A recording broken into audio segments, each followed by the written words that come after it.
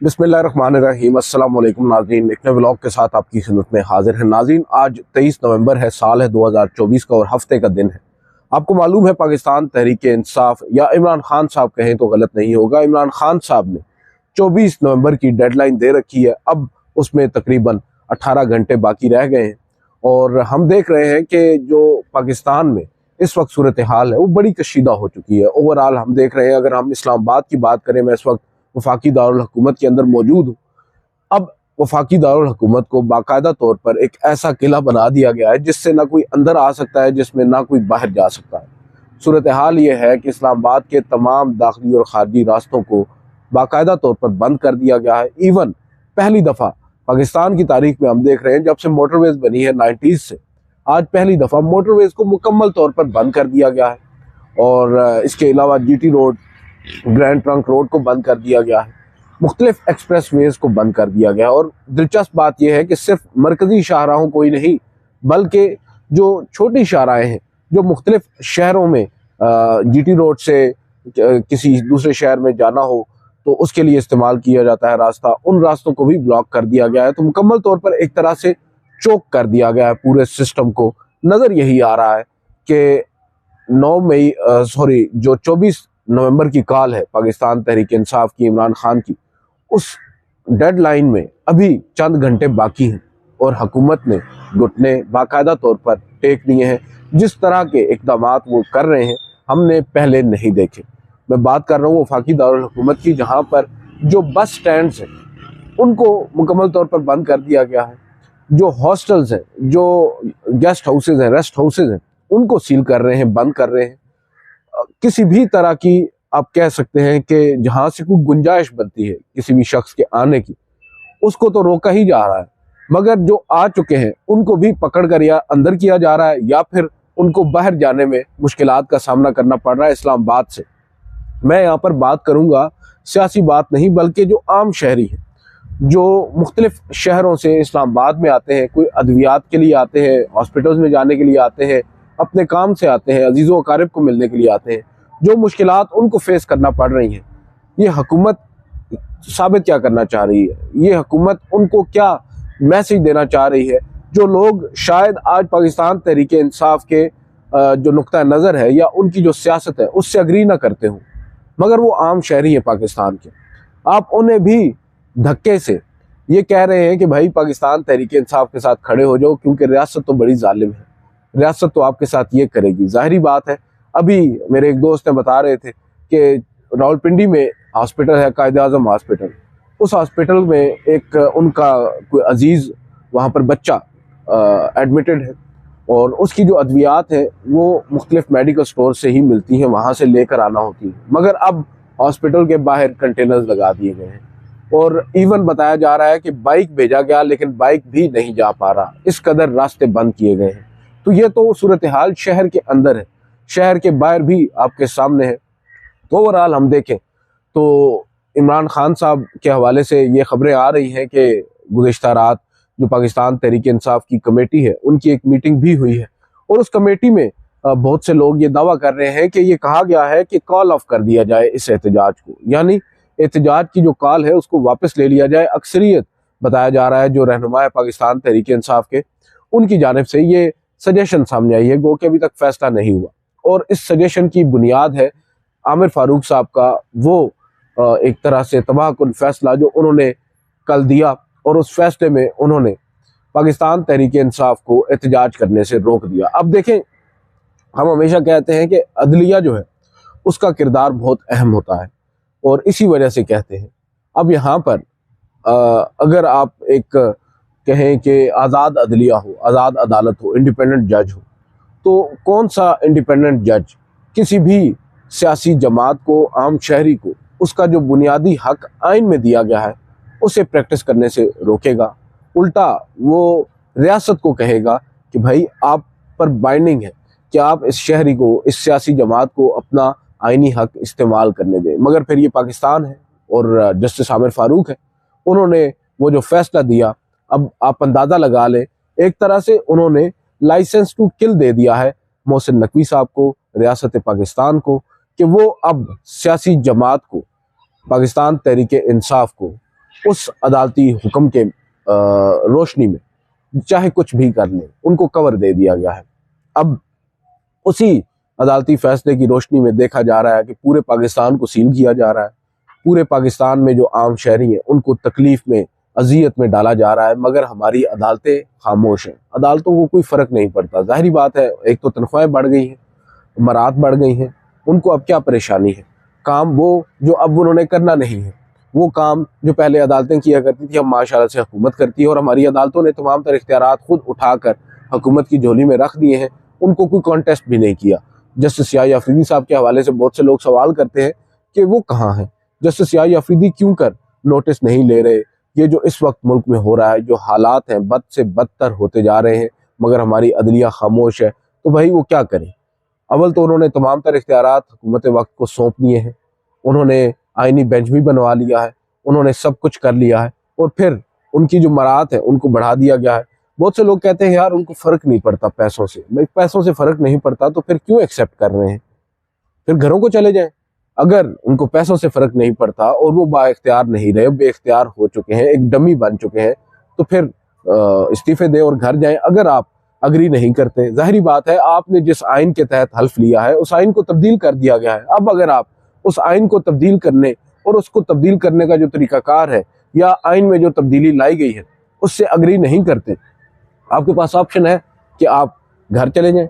अगर आप अग्री करते हैं तो फिर बताएं हमें, हम मान लेते हैं आप अग्री करते हैं। फिर वो जो शोर है, वो जो अदलिया की आज़ादी है, ये सब बातें भी नहीं होनी चाहिए। Justice Mansoor Ali Shah, justice Munib Akhtar, justice Athar Minallah, justice Ayesha Malik, हम देख रहे हैं अब तो जजेस साहिबान आईनी बेंच के लिए एक दूसरे को भी आड़े हाथों ले रहे हैं, एक दूसरे के खिलाफ फैसले दे रहे हैं। और वो जजेस साहिबान जो तकरीबन 1 माह तक एक पेज पर थे।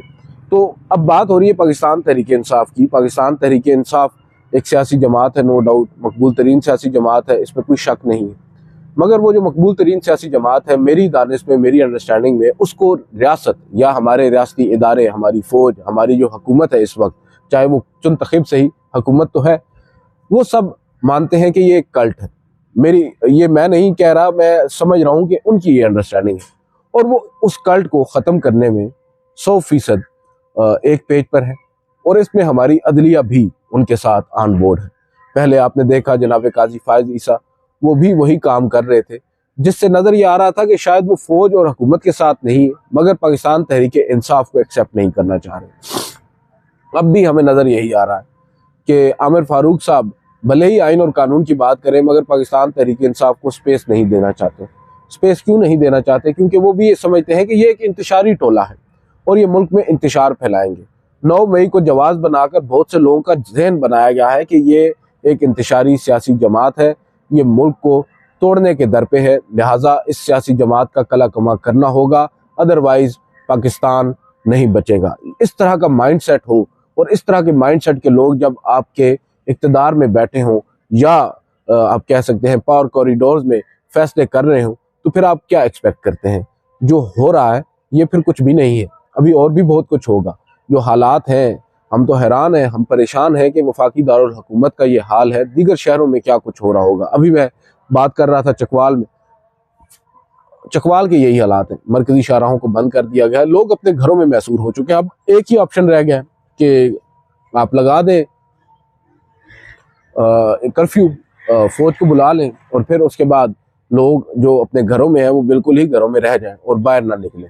और आपने एक दफ़ा जो करना है वो कर लें, जो आपने तसल्ली करनी है अपनी वो कर लें। मगर क्या इतना ज़्यादा दबाने के बाद क्या पाकिस्तान तहरीक इंसाफ ख़त्म हो जाएगी? सवाल है, क्या इमरान खान साहब के हक़ में उठने वाली आवाज़ें बंद हो जाएंगी? उन्हें आज आप वक्ती तौर पर चुप करा लेंगे, घरों में भेज देंगे, जो बाहर निकलेंगे उनको उठाकर जेलों में डाल लेंगे, मगर इसका हल क्या है? इवेंचुअली जो नफ़रत पहले है आपके ख़िलाफ़ वो मज़ीद बढ़ेगी। पहले अगर 100 कर रहे हैं, फिर 200 करेंगे, फिर 300 करेंगे।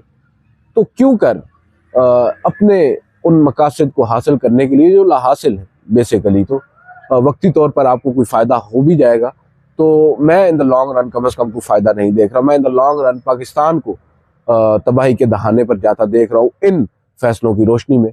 और अगर आज होश के नाखुन नहीं लिए गए और जो हुकूमत है उसने तो एक तरह से, मैंने जैसे पहले कहा ना कि अब हथियार फेंक दिए हैं, उनके पास अब कोई ऑप्शन बचा ही नहीं है माँ सिवाय इसके कि वो मुल्क को ही बंद कर दे। सड़कों को बंद कर दिया है, शाहराहों को बंद कर दिया है, मोटरवेज को बंद कर दिया, हॉस्टल्स खाली करा लिए हैं, बस अड्डे और मोबाइल सर्विस, आपको पता है। अब इसके बाद उनके पास क्या रह गया है? जब लड़ाई होती है तो बराबर में होती है ना। अब लड़ाई तो हो ही नहीं रही, आपने तो पिच्ची उखाड़ कर फेंक दी है। तो इसी वजह से मैं ये कह रहा हूं कि हुकूमत को मालूम है कि उनके पास कोई नैरेटिव नहीं है सेल करने को, और उन्होंने हाथ खड़े कर दिए हैं। उन्होंने कह दिया है कि भाई ऐसे ही होगा, हम आपके साथ मुकाबला नहीं कर सकते और आपके साथ मुकाबला करने की हमारी सकत है भी नहीं। लिहाजा बेहतर यह है कि हम पिच को ही उखाड़ कर फेंक दें, आप आकर खेल लें जो आपने खेलना है। अब वो आ ही नहीं सकेंगे तो खेलेंगे क्या? तो यहाँ पर अब देखना होगा, जो इमरान खान साहब के हवाले से खबरें आ रही थी, उनसे मुलाकात की भी कल कोशिश की गई, वो मुलाकात नहीं हुई।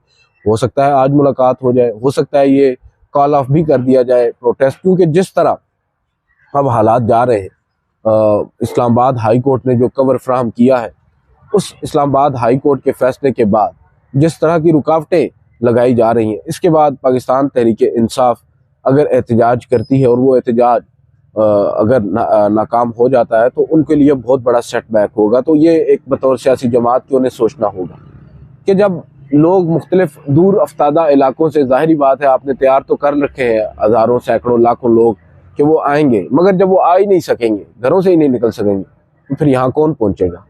और अगर ना पहुँचा तो फिर लोगों ने ये तो नहीं पूछना कि रास्ते बंद थे, लोगों ने तो ये कहना है कि पाकिस्तान तहरीक इंसाफ इमरान खान की कॉल पर घर से नहीं निकली।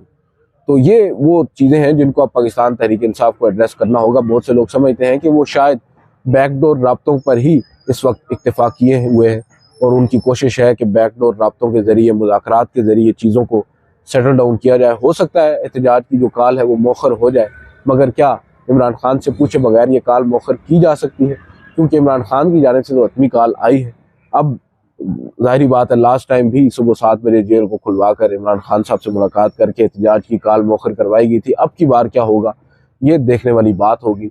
और अदरवाइज़ हम तो तबाही देख रहे हैं, खाना जंगी देख रहे हैं, और दुआ गो हैं कि हालात बेहतरी की तरफ जाएँ और सेंस प्रिवेल करे दोनों इतराफ़ पर, बिलखसूस रियासत जो कि इस वक्त ड्राइविंग सीट पर है, रियासती इदारे, हमारी इस्टेब्लिशमेंट, हमारी हुकूमत। नवाज शरीफ, शहबाज शरीफ बड़े अपने आप को सियासतदान समझते हैं, जय्यद सियासतदान समझते हैं, आसिफ अली जरदारी बड़े खुद को जीरक समझते हैं। इनकी तमाम तर वो जो अंडरस्टैंडिंग ऑफ द पॉलिटिक्स है या पॉलिटिकल सिस्टम है, वो यहाँ पर फीकी पड़ जाती है। जाहिरी बात है जो इस वक्त हम देख रहे हैं पाकिस्तान तहरीक इंसाफ, ये पाकिस्तान तहरीक इंसाफ नहीं है, ना ये पाकिस्तान तहरीक इंसाफ की लीडरशिप है। ये उनका वो कारकुन है जो अपने घरों में बैठा है, जो रोज़मर्रा के काम कर रहा है, जो आम आदमी है। लेकिन वो इस दफ़ा इमरान खान साहब के साथ खड़ा है और उनकी उस हर बात को उसकी तायद कर रहा है और उनके साथ निकलने को तैयार है, बाहर निकलने को तैयार है। ये फ़र्क है दीगर सियासी जमातों और पाकिस्तान तहरीक इंसाफ में। यही फ़र्क जो है इस वक्त रियासत को पीछे हटने पर मजबूर कर रहा है। और रियासत है जो फिल वक्त तो हम देख रहे हैं कि हटदर्मी का एक मुजाहरा किया जा रहा है और आम शहरियों को अजियत दी जा रही है। आम शहरियों को एक तरह से कन्विंस किया जा रहा है कि देखिए ये जो कल्ट है पाकिस्तान तहरीक इंसाफ के नाम से, या ये जो एक इंतशारी टोला है, इसने आपको भी किस कदर अजियत में डाल रखा है। अब लोग ये बातें करने लग गए हैं, वो लोग जो न्यूट्रल लोग हैं वो लोग भी अब ये बातें करने लग गए हैं कि यार पाकिस्तान तहरीक इंसाफ को क्या ज़रूरत पड़ी है, हर दूसरे दिन एहतजाज की कॉल दे देते हैं, उस एहतजाज की कॉल से आम शहरियों पे कितना फ़र्क पड़ता है। तो ये वो माइंड सेट है जिसको बनाने की कोशिश रियासती इदारे कर रहे हैं और आम शहरियों में ये बात फैलाई जा रही है कि भाई ये पाकिस्तान तहरीक इंसाफ की वजह से हो रहा है। लोग ये नहीं पूछ रहे कि भाई कर कौन रहा है, पाकिस्तान तहरीक इंसाफ ने किया क्या है। पाकिस्तान तहरीक इंसाफ ने तो महज एक एहतजाज की कॉल दी है और पुरअमन एहतजाज की कॉल दी है जो उनका हक है।